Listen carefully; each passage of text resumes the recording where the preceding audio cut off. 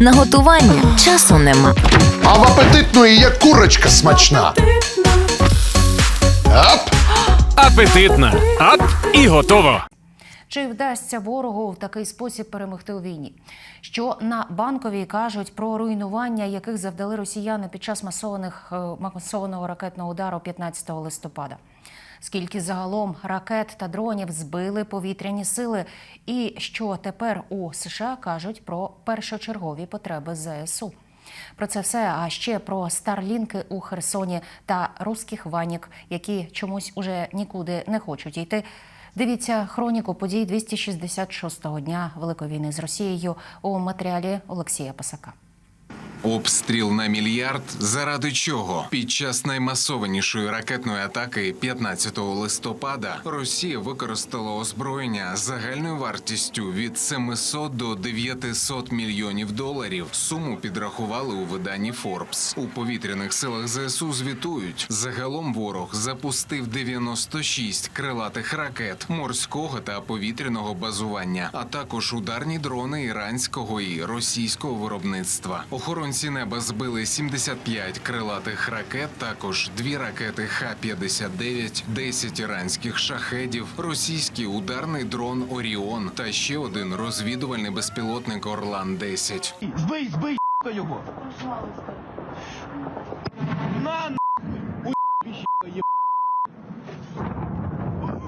Ті ракети, які долетіли до цивільних цілей, спричинили масові аварійні відключення. 19 ракет влучили у 15 енергооб'єктів. В Укренерго наголосили, ворог ще більше ускладнює ситуацію для енергосистеми напередодні перших морозів. Ремонтні бригади працюють цілодобово. Українців закликають економити електрику. Вчора на вечір у нас було відключено близько 10 мільйонів абонентів.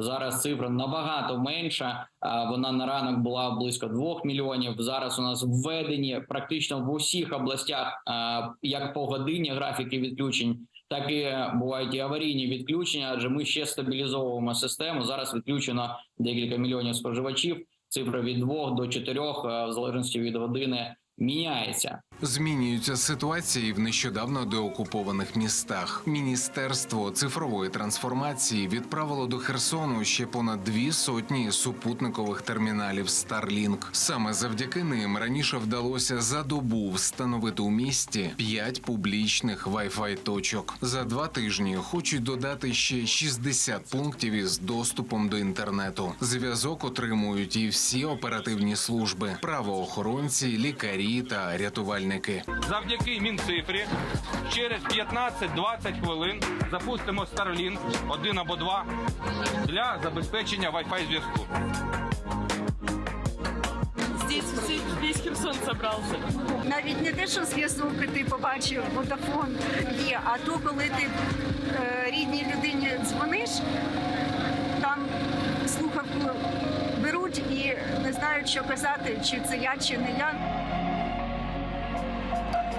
Повертаються до життя із села Херсонщини. З електрикою тепер Велика Олександрівка, Новодмитрівка та Старосілля, повідомляють у військовій обласній адміністрації. Але ще вдосталь населених пунктів, де досі люди і без світла, і без водопостачання, як у Посад-Покровському, що на півдні області. Світла нема, води нема, хорошо в колодязь пішли, набралося води. Якби не колодязь, не знаю, не було б. Купляємо воду, з Миколаєва привозять нам.